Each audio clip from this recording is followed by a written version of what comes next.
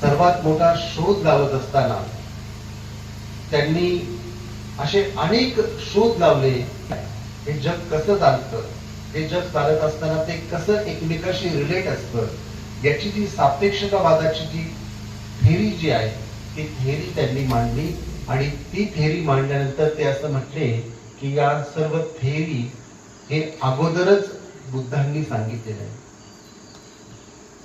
म्हणून सापेक्षवादाचा सिद्धांत ज्यावेळेस निर्माण झाला तर जगामध्ये आज जितके काही संशोधन झालेले आहेत ती सर्व संशोधन या सापेक्षवादाच्या थिअरीच्या आधारावरती अवलंबून आहे. म्हणून अल्बर्ट आईन्स्टाईन असेल किंवा आजच्या काळातील स्टीफन हॉपकिन्स असेल, या सगळ्यांवरती बुद्धांच्या धम्मातील अतिसूक्ष्म सिद्धांताचा प्रभाव आहे.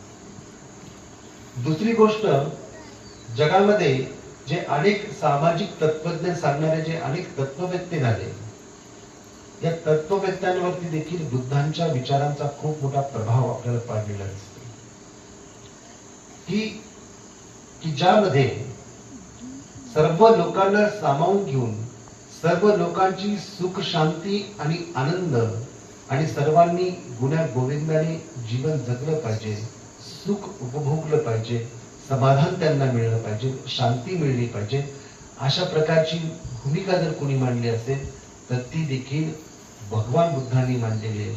आणि म्हणून भगवान बुद्धांच्या विचारांचा प्रभाव हा सगळीकडे आपल्याला पाहायला मिळतो.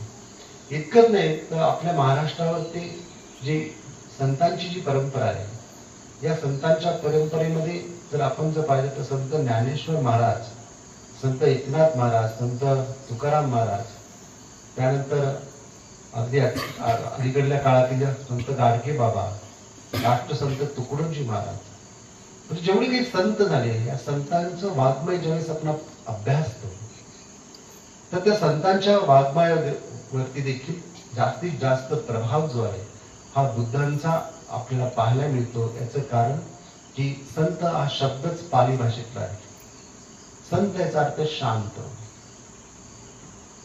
अभंग हा शब्द देखील पाली भाषेतला आहे.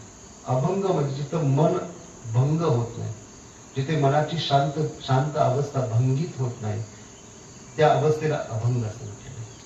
म्हणून डॉक्टर बाबासाहेब आंबेडकर म्हणतात की जितकं आपण या इथल्या मातीतील लोकांचा अभ्यास करू तर आपल्याला या सर्व मातीमध्ये बुद्ध जे आहे, जे की कुठल्या जातीचे नाही, बुद्ध जे कुठल्या धर्माचे नाही आहेत, बुद्ध एक अशी व्यक्ती आहेत, असे महापुरुष आहेत की जे राजा शुद्धोदन आणि